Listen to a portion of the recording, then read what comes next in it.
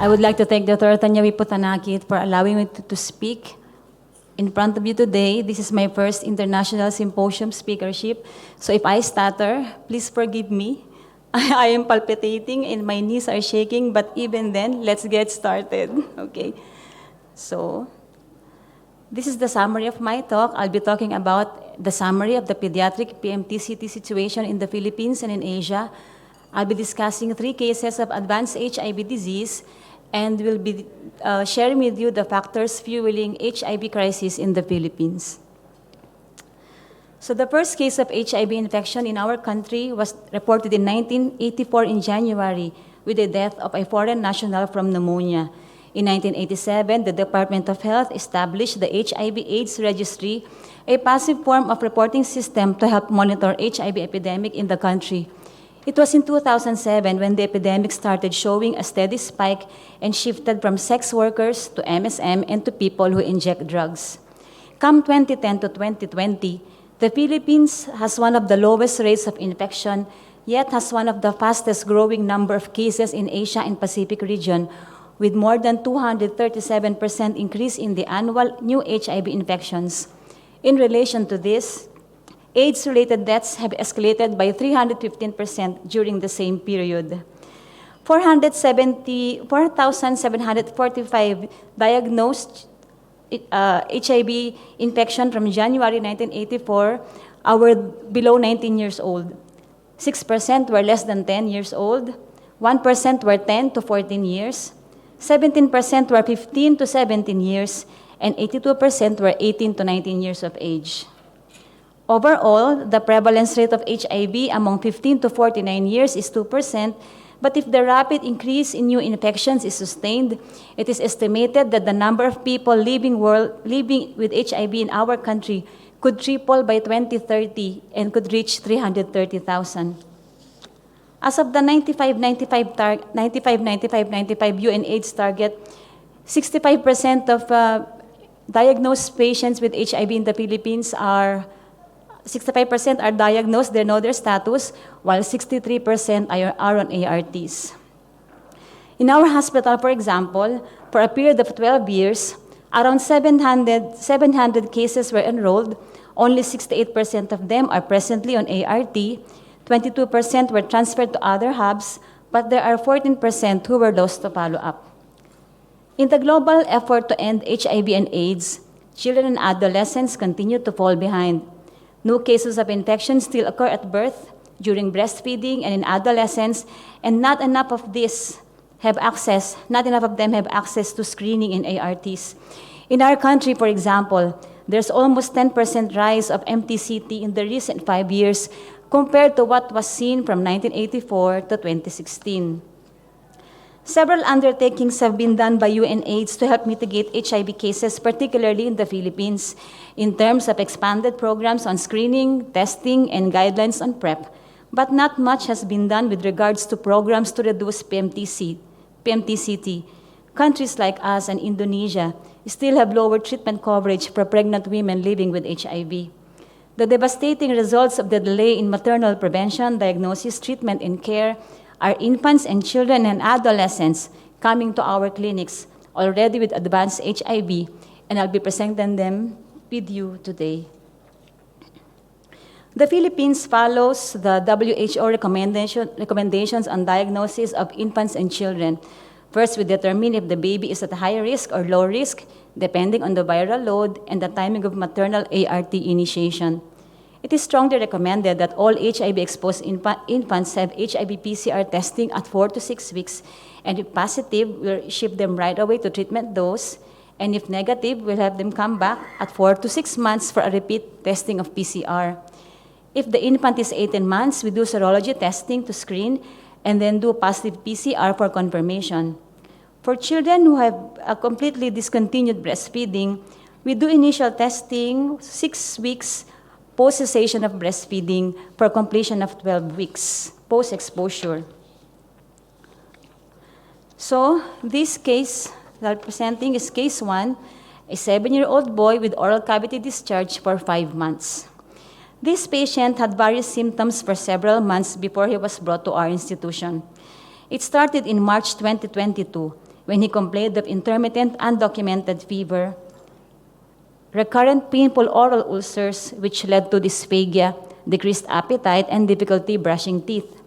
After several weeks, he developed intermittent fever, oral thrush, and creamy oral cavity discharge, for which he was given fluconazole by a pediatrician, but no improvement was noted.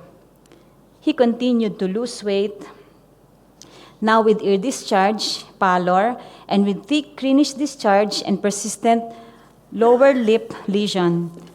Admission was advised for each consultation, but his dad refused. Hence, no further investigation was done.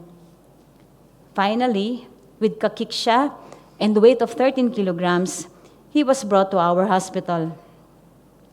On physical examination, he was weak, pale but anicteric, with multiple dental caries, with tissue loss on lower lip to left commissure, with greenish purulent discharge on soft palate, hard palate, and posterior pharyngeal wall. There were submandibular lymphadenopathies, purulent ear discharge bilateral, abdomen wall was distended with palpable hepatomegaly and cellulitis on the left lower leg. There were no skin rashes noted. So what is the most likely cause of the oral lesions? Can you guess?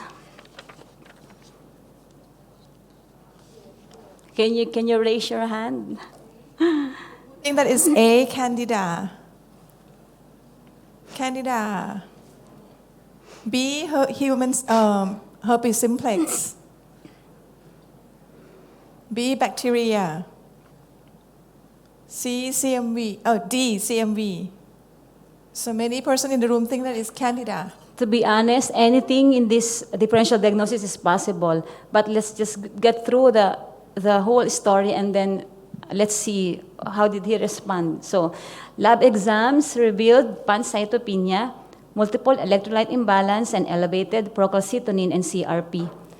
Viral load was 748,000 copies per mil, and CD4 count was 21,000.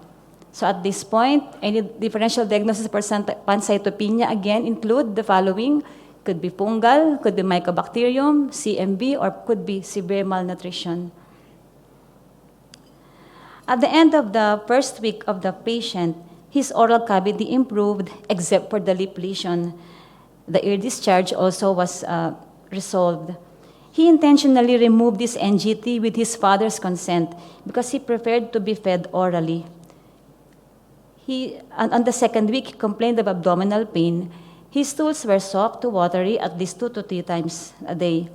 Preemptive TB treatment was given because we had difficulty obtaining sputum sample and TB culture is not available in our hospital. We continued to discuss the need for the child's enteral feeding to the father, but he kept on refusing even NGT insertion. Hence, he was placed on total parenteral nutrition. Nevertheless, there was persistent hypokalemia with potassium as low as 1.5. A few days later, he had 2 episodes of hematochezia. So, what's the possible cause of hematochezia? In a patient with advanced HIV disease, of course, pathogens like Salmonella or Shigella and even amoebiasis could be the possibility, but these were not detected in the stool exam and microscopy. And so with very high suspicion of CMV, we wanted as much as we want to give him ganciclovir, but we don't have ganciclovir nationwide. We don't even have all ganciclovir supply then. So we failed to give the proper treatment. He continued to demonstrate GI bleeding, this time with melena. Aware that upper endoscopy is necessary, we failed to do it because pediatric colonoscope was not at hand in our institution. Repeat liver function tests, PTT were still normal, but there was further increase in procalcitonin. And on his 4th week, we started him on dolutegravir, lamivudine, and tenofovir. But eventually, he continued to deteriorate with metabolic imbalance and later succumbed due to cardiac arrest. So this patient, 7-year-old with advanced with HIV stage 4, with clinical syndrome of wasting, oral lesions, pancytopenia, and hematochezia. Personally, what challenges I had treating this case? For one, although WHO recommends that we treat HIV patients with severe malnutrition once he is stabilized, we are not very sure when is stable, when is really stable. The fact that we were not able to feed him, we don't have F75 and F100 for the rehabilitation and all. We just had everything on TPN, on IVF. Next, we had difficulty in correction of anemia because of congestion. So we were very careful in transfusing blood because there was a time that the hemoglobin were as low as 4.5. And then because we had difficulty ART initiation because of the severe malnutrition. The challenge again is, of course, limited resources of the hospital. We don't have enough meds. We don't have laboratory exams. We just do with what we have. We maximize with what we have. And third, of course, we have the so-called fatigue factor on the part of the caregiver. Mind you, the caregiver is the father, but not his biological father. So you see how difficult is the father taking care of him, not being his own child. So whatever we say, whenever we encourage him that we need something for the child, he just say no. And we kept on persuading him that we need this, we need that, we need to insert NGT and all, but he always says no. So the lesson learned is that there's an urgent need to educate healthcare workers in the Philippines to fundamentally recognize signs and symptoms of children living with HIV. This patient was seen by 5 pediatricians, but none of them recognized that this is a possible HIV.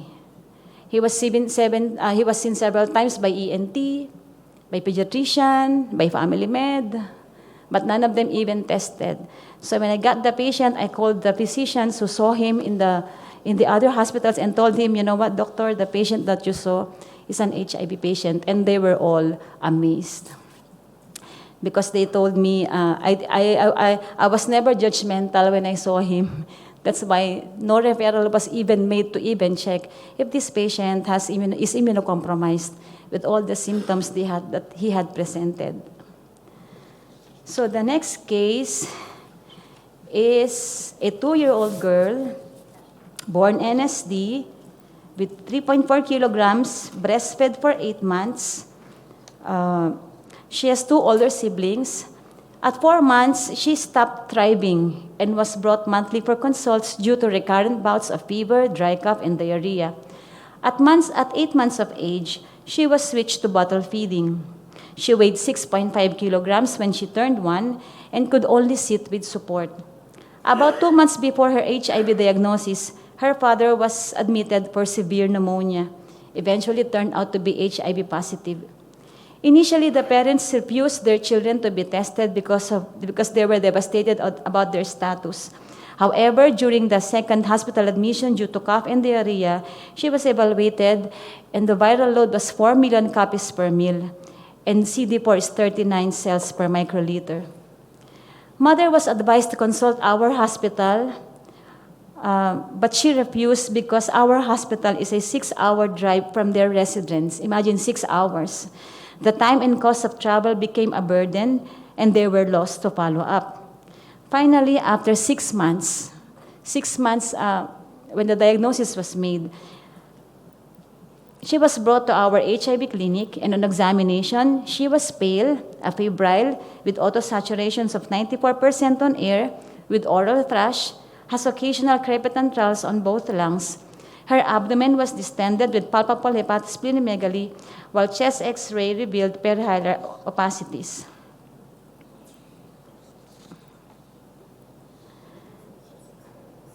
So what's the most likely cause of dyspnea in this patient? Can you raise your hand? Can you guess? Okay. So, with the following presentation in any patient with pneumonia, of course, the most common organism should be sought, should be thought about, but in cases with advanced HIV, Pseudomonas aeruginosa is also a possibility. PCP would present with hypoxia, tachypnea, and disproportionate to lung findings. LEEP would present with other signs and symptoms, while for this patient, which typically presented the 4 symptom screen of TB according to the WHO, cough of 2 weeks, fever of 2 weeks, and poor weight gain with a positive contact. Remember, the father is also treated for extrapulmonary TB. So we opted to treat this patient, initial preemptive treatment with HRZE, despite all the negative workup for tuberculosis. On the second week, he was known to CMV retinitis was observed. Again, we don't have ganciclovir. Okay. So at this time, we were thinking, so in your opinion, again, what's the optimal ART treatment for this patient? What should we give? Any raise of hands? Okay. Who would like to do A? DTG. B. Lopinavir. C. Nevirapine. And D. DTG, but with TAF. So I think they are depend on where you are. Yeah. So how do you do for this? Okay, kids? for the Philippines, we follow WHO. We give abacavir, dolutegravir, and lamivudine. However, again, we don't have dolutegravir in our country, the dispersible ones. So initially, we gave zidovudine, lamivudine, and nevirapine, and the patient was discharged. However, I remember her residence is 6-hour drive from us. So I asked the hospital from other hubs to see her and just check for the viral load, knowing that nevirapine has a low barrier for resistance, and we know all that. So by the time the repeat viral load was done, from 4 million, it rose to 5 million. So we shifted, and since we are treating also this patient for pulmonary tuberculosis, we shifted her. I told the hub to shift her to Zydo, Lami, and abacavir. And then, fortunately, I asked the help of Dr. Tanya Putanakit and Dr. Caroline Foster of Imperial College to help me procure DTG dispersible tablets abroad. And so the process was this.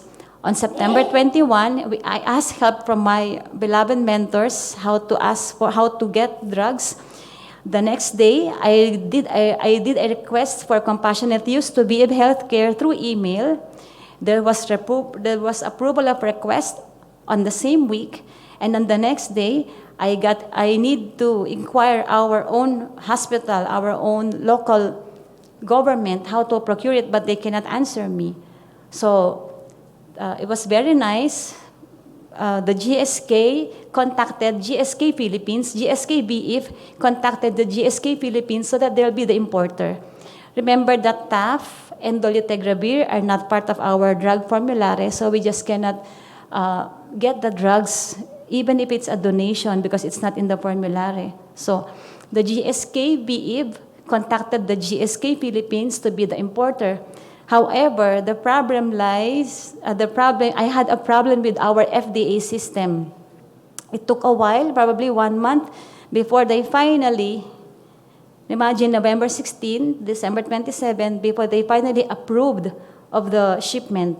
And last week, January 10, the dolutegravir box was well received. I was the one who got it. And right now, while I am here, the patient from that 6-hour drive residence is there at JBL in my hospital to get the drugs. So, for the thank you. So for the summary of the case, this is a 2-year-old girl with HIV stage 4, CMV retinitis. We don't have, unfortunately, we don't have ganciclovir, so I had to ask what I can give because we all know that ganciclovir is not the recommended drug for CMV retinitis, specifically for pediatrics, but we don't have any choice. So we'll be using ganciclovir for patients, provided CBC, the laboratories would be monitored. And then let's see what will happen to this patient. So the dolutegravir must be double dose because she has PTB. And then probably when I come back to Manila, we'll contact her and ask, how's the patient now? So for the third case, I have a 2-year-old girl with perinasal abscess, born to a 16-year-old premi-gravid. Birth weight then was 3 kilograms. She was never breastfed. She started losing weight at 18 months. Gradually, at age 1, she was able to walk a few steps, but gradually she lost the ability to walk. This patient had 5 consecutive hospital admissions, including COVID-19 in March last year. Admissions because of recurrent pneumonia and diarrhea. So the attending physician started HRZE. On her third admission, however, the patient started to develop pimple-like lesions at perianal site, which slowly increased in size. So when the patient came to us, oral thrush, scattered fine rals, subcostal retractions, hepatosplenomegaly, digital clubbing, and you see the anocutaneous fistula. Okay. So in a patient with clinical syndrome of milestone regression, recurrent pneumonia, recurrent diarrhea, and perianal abscess, definitely our initial investigation was a primary immunodeficiency, and true enough, viral load was 1.1 million. The mother is positive, the father is negative. Okay? And the CD4 count is 36 cells per microliter. So again, what's the most likely cause of tachypnea in a patient with a very low CD4 count and high viral load? Okay? We started this patient on antibiotics. We gave her HRZE. We continued the HRZE. We placed her on amphotericin. We don't have fluconazole in our setting. Sometimes we have, sometimes we don't. So even if it's just a simple oral candidiasis, but the patient cannot tolerate oral drugs, we don't have fluconazole, we don't have a choice but to give amphotericin. So cotrimazole high dose, amphotericin, HRZE, and vancomycin ceftazidime. Eventually, the patient improved. At this time, we don't have any choice but to give the Adolulami and TDF. We know that TDF is not specifically for these patients. Because her, I was having difficulty with this one. So, because her kilo is 10 kilos, I imagine the TDF powder, doctor, am I right? The TDF powder is supposed to be for TDF for 10 kilograms. You can give the powder, the 66 milligram. But we don't have TAF, we don't have TDF. We only have TDF, this triple combination. So, sad.